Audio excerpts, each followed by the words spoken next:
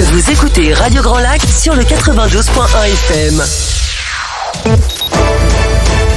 En quête de sens, la chronique pour vivre en harmonie dans son milieu professionnel, avec Elodie. Bonjour à tous et bienvenue sur Radio Grand Lac. Je suis ravie de vous retrouver pour la 4e édition de notre chronique En quête de sens, l'émission dans laquelle on parle de la quête de sens et d'épanouissement au travail, mais pas que. Et aujourd'hui, je suis ravie d'accueillir un invité. Nous avons avec nous Jérôme Bertrand. Jérôme qui est le cofondateur de la coopérative d'activité et d'entrepreneurs Synapse à Aix-les-Bains, mais qui est aussi un ancien manager, directeur.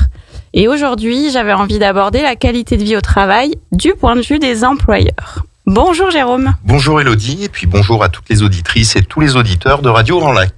Comment vas-tu Jérôme ? Ça va parfaitement bien. Bon, parfait. Aujourd'hui, on va parler donc de tes expériences précédentes en tant que manager et directeur, parce qu'on avait envie d'aborder la qualité de vie au travail d'un point de vue d'un employeur. Et la première question que je voulais te poser, c'est quoi la qualité de vie au travail pour toi ou pour un employeur ? Comment ça peut se traduire ? Alors, ça peut se traduire par beaucoup de choses, mais déjà, pour moi, la base, c'est de pouvoir sortir un petit peu du concept de la qualité au travail, donc améliorer la qualité au travail pour les collaborateurs. Ça a obligatoirement un coût fort pour l'entreprise. Ça peut aussi être propre à de bonnes pratiques managériales et organisationnelles. Donc c'est surtout là-dessus que j'aimerais un petit peu communiquer aujourd'hui. C'est-à-dire insister sur le fait que ça coûte pas forcément beaucoup d'argent et qu'on peut mettre en place des choses pour apporter de la qualité de vie au travail à ses salariés sans forcément que ça soit un coût financier important. Exactement, c'est vraiment une question, je dirais, de valeur et puis voilà, un petit peu d'ouverture d'esprit. Ok, alors justement, est-ce que tu aurais des clés ou des exemples ou à quoi tu penses justement à toutes ces choses qu'on peut mettre en place sans parler d'aspect financier ? Alors, pour moi, déjà, la première chose qui est importante, il est extrêmement difficile pour améliorer la qualité au travail ou se sentir bien au travail, de travailler sans forcément comprendre le sens de ce qu'on fait, comprendre le sens de l'entreprise, comprendre le sens des objectifs. Donc, pour moi, une des prioritaires est vraiment d'apporter du sens aux collaborateurs sur leur travail et puis leurs différents objectifs. Et ça s'anime vraiment au quotidien par une communication transparente et relativement fluide. Pour moi, le deuxième point qui est particulièrement important, c'est aussi de pouvoir accompagner les collaborateurs dans leur montée en compétences. Leur demander certaines tâches sans forcément qu'ils soient à l'aise en termes de compétences, ça peut être extrêmement anxiogène. Et puis c'est aussi le rôle d'un employeur de pouvoir accompagner, que ce soit pour l'entreprise ou pour le parcours de vie professionnelle, la montée en compétences et la formation de tout à chacun.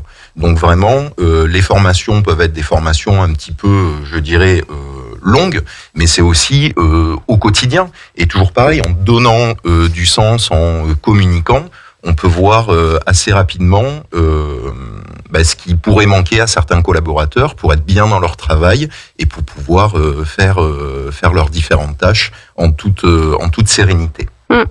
Ok, donc il y a le fait de leur apporter du sens, qu'ils comprennent le sens qu'il y a derrière ce qu'ils font au quotidien. Tout à fait. Et la montée en compétences, moi j'entends effectivement les accompagner pour leur permettre de monter en compétences et de prendre confiance en eux et d'évoluer au sein de l'entreprise, qui va être un aspect qui va leur permettre d'être épanouis aussi dans le travail. C'est exactement ça. Un collaborateur n'est pas forcément figé à un poste. Donc l'objectif, c'est de pouvoir aussi, on en parlera tout à l'heure, notamment par rapport aux entretiens annuels, de vraiment pouvoir les accompagner et par rapport aux besoins à l'instant T, et puis aussi par rapport à leurs différentes aspirations d'évolution dans l'entreprise. Donc la montée en compétences, pour moi, au même titre que donner du sens, est au cœur de la qualité du travail. Okay. Ensuite, il y a un troisième point qui me paraît viscéralement important, c'est le besoin, ou du moins de pouvoir donner de la reconnaissance aux collaborateurs. En l'occurrence, quand quelqu'un fait quelque chose, l'objectif, c'est de pouvoir lui dire, de lui montrer qu'un manager, quel que soit son poste, s'intéresse à ce qu'il fait et à la qualité de ce qu'il fait. Sinon, on se retrouve potentiellement avec une petite phrase qui est le « à quoi bon ?» Si à chaque fois que je fais quelque chose, c'est absolument pas reconnu, finalement, on peut aller vers ce biais. Quel intérêt de le faire, voire de bien le faire? Donc la reconnaissance, c'est important. Et je le couplerai aussi avec une vision de justesse. En l'occurrence, un manager qui systématiquement dirait à son collaborateur ce qui ne va pas, à un moment, le message est systématiquement négatif et peut être à un moment braquant ou mal pris.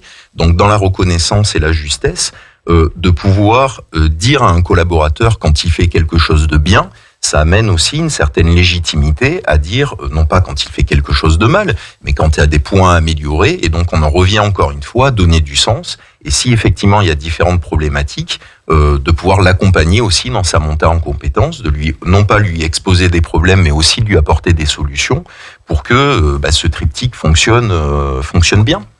Ok, oui, donc il y a le fait de montrer à son collaborateur qu'on a de la reconnaissance pour ce qu'il fait, qu'on apprécie ce qu'il fait du bon travail, et donc de lui dire et de ne pas lui dire que quand ça ne va pas, j'entends. Et le côté, moi j'entends ça comme une symbiose d'équipe où vraiment je suis là, j'écoute ce que tu fais, je suis là pour te permettre d'évoluer, et quelque part c'est gagnant-gagnant puisque moi je vais aussi avoir un retour en tant que manager. Tout à fait. Et puis aussi lui montrer que quel que soit son poste, l'impact de ses actes est toujours important. C'est-à-dire que pour moi, on fait tous partie d'une belle mécanique, un peu comme une montre, et que on soit le bracelet ou une petite pièce, quel que soit son poste, tous les postes sont aussi importants. Et c'est pas forcément parce qu'on est à un certain niveau hiérarchique qu'on est plus important qu'un autre. Donc ça, c'est important de pouvoir le communiquer et de dire que effectivement, si un tout petit engrenage d'une montre venait à dysfonctionner, c'est toute la mécanique qui s'enraye. Donc voilà, chaque collaborateur a une importance forte. Oui, tout à fait. Il y a la reconnaissance dans ce qu'il fait et la reconnaissance du travailleur en lui-même, quel que soit le poste qu'il a, effectivement. Tout à fait. Et de ses difficultés. Je prends un métier qui est assez régulièrement dévalorisé, qui peut être hôte ou hôtesse de caisse. C'est un métier qui est extrêmement dur, physiquement et mentalement. Et notamment dans un magasin, si ça se passe mal à la sortie avec une hôtesse de caisse, c'est toute l'expérience client finalement qui en pâtit. Donc là, j'en reviens à ce que je disais juste avant. Tout poste a son importance et moi, je mets à peu près tout au même niveau. Ok. Voilà. Donc si on essaye de faire de récapituler ce qu'on vient de dire, parce que l'objectif c'est de pouvoir aussi apporter des clés aux employeurs qui nous écoutent, c'est de effectivement sortir du côté financier que l'on peut imaginer quand on pense à qualité de vie au travail, mais qu'il y a d'autres choses qu'on peut mettre en place. Et donc on a parlé d'apporter du sens à ses collaborateurs, mais aussi de leur permettre la montée en compétences qui est nécessaire à leur épanouissement. De la reconnaissance et donc la justesse dans ce qu'on fait et dans ce qu'on dit. Et ça, je dirais, quelle que soit la typologie d'entreprise ou souvent en tant que manager, on peut se cacher un petit peu derrière, mais le siège social. Le siège social, à un moment, n'impose pas, je dirais, une vision managériale ou certains actes. Donc ça, c'est un levier qui est utilisable par tout à chacun. Oui, tout à fait. Et alors toi, dans tes précédentes expériences, en tant que salarié, mais manager, directeur de magasin, entre autres, quand tu as mis en place, ces clés, en tout cas que tu les as que tu les as actionnées au quotidien avec tes collaborateurs, quel changement tu as pu constater ou quel impact ça a pu provoquer de positif, bien évidemment? Mais déjà une communication entre tout le monde beaucoup plus fluide. D'où l'intérêt aussi de bien optimiser l'organigramme, puisque une vraie difficulté qui peut nuire à la qualité du travail des uns et des autres, c'est de ne pas savoir quel est son interlocuteur privilégié quand on a une difficulté ou une question à qui la poser. Donc déjà, de pouvoir éclaircir ce genre de choses, ça va et dans le sens de la qualité du travail et aussi dans la fluidité de la communication. On s'est aperçu aussi qu'il y avait beaucoup moins d'opposition, je dirais, entre les niveaux, les différentes strates, si je peux m'exprimer ainsi, hiérarchiques. Donc vraiment une communication beaucoup plus fluide et un retour à l'envie de travailler, de bien faire les choses et de pouvoir s'intégrer dans, je dirais, une belle mécanique. Donc les résultats sont assez rapides et assez flagrants. Ok, donc ça fait des collaborateurs, j'entends moi, peut-être plus impliqués, plus motivés. Tout à fait. Au quotidien. Et puis qui trouvent ou qui retrouvent un sens dans leur travail. Ouais. Et donc une autre envie. Tout à fait. Ouais. Et donc une meilleure communication aussi au sein des équipes entre les collaborateurs et entre les collaborateurs et la hiérarchie peut-être aussi. Exactement. Et ça, c'est important d'avoir cette transparence. Ça amène aussi un petit peu plus de légitimité dans le management, puisqu'on reste dans ce concept de justesse, d'écoute, et d'être là aussi au service des collaborateurs. Pour moi, c'est aussi un des rôles prépondérants de tout manager. On n'est pas là pour son propre service, mais on est là aussi et surtout pour ses collaborateurs. Ouais. Et tout ça, bien sûr, a tendance à améliorer les performances et l'atteinte des objectifs. Donc, on est vraiment sur du gagnant-gagnant sur tous les points. Oui. Du coup, j'entends aussi derrière, c'est en quelque sorte, on prend en compte l'individu, on permet à l'individu d'être épanoui et c'est ce qui va aussi permettre d'atteindre les objectifs collectifs et l'épanouissement de l'équipe. Exactement. L'individu est vraiment au cœur des priorités. Ok. Et alors, du coup, est-ce que tu aurais un exemple ou une situation, un souvenir, du coup, que tu pourrais nous partager, où tu aurais mis en place justement ces quelques clés pour apporter un peu de qualité de vie au travail à tes collaborateurs? Alors pour le coup, il y a beaucoup d'idées qui me viennent, mais une qui a tendance vraiment à un petit peu mettre justement ces quatre points, donner du sens, augmenter les compétences, enfin monter en compétences, justesse, reconnaissance et travail de l'organigramme. C'est tout se cristallise autour des entretiens annuels. C'est quelque chose qui est souvent un petit peu survolé dans les entreprises, mais de pouvoir vraiment à un moment de l'année accorder du temps, un moment privilégié à ses collaborateurs, de former aussi les managers pour qu'ils puissent prendre en main et bien faire ces entretiens annuels. Pour moi, c'est un petit peu la cristallisation de tout ça, de pas arriver lors d'un entretien annuel avec déjà tous les tableaux, tous les documents remplis, mais de le co-construire. Alors certes, ça prend plus de temps, mais ça reste de l'investissement. De le co-construire ensemble, d'ouvrir vraiment du temps à la parole, dans l'échange, et c'est justement dans ces moments qu'on peut aborder ce concept de reconnaissance, de montée en compétences, de revalorisation diverses et variées. Donc pour moi, l'entretien annuel est vraiment la concrétisation finalement de tous ces plans d'action. Donc c'est vraiment mon conseil, utiliser cet outil à sa juste valeur, et accorder du temps et de la symbolique par cet intermédiaire lorsque vous réalisez ces fameux entretiens une fois par an. Oui. Très, très bon exemple.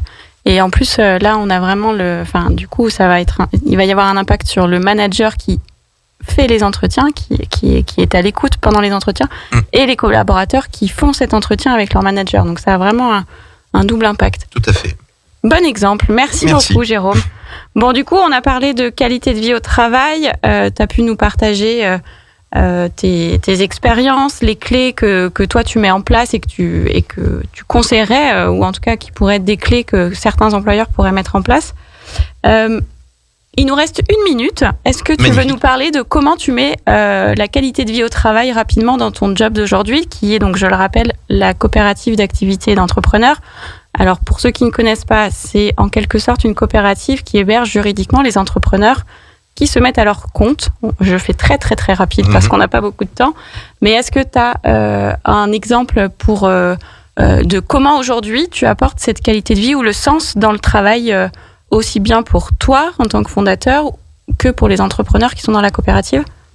Alors déjà dans la constitution, dans les fondations de cette coopérative, quand on l'a créée, qu'on a créé qu'on a créé nos process, en fait, tout a été basé justement sur ces 4 points. En l'occurrence, pouvoir donner du sens déjà pour nous, et puis aussi pour nos entrepreneurs, sur le travail de la montée en compétences, c'est ce qu'on fait au quotidien avec eux, puisqu'on les accompagne à développer justement leurs compétences et leur posture de chef d'entreprise. Ce travail de justesse et de reconnaissance, et puis même dans la création, je dirais, de nos propres process, de notre propre organigramme, d'avoir un interlocuteur privilégié. En fait, voilà, les fondations de la coopérative ont vraiment été construites sur ces 4 valeurs fondamentales autour de la qualité du travail et cette fameuse quête de sens. Ok. Merci Jérôme. On n'en a pas parlé aujourd'hui, mais du coup, je viens d'y penser, c'est que ça a aussi un lien avec les valeurs qu'on communique, les valeurs qu'on a. Mais du coup, on en parlera une prochaine fois puisque nous avons terminé pour aujourd'hui. Merci Jérôme, merci beaucoup d'être venu. Merci pour ton Elodie. témoignage. Et puis, je vous souhaite à tous une bonne journée. Vous retrouverez bien évidemment à 13h Anne dans l'épicerie culturelle du territoire et Damien et Aurélie à 18h30 pour Portez-vous bien. Je vous souhaite à tous une très belle après-midi. Merci. Radio Grand Lac 92.1, le grand bain de la vie locale.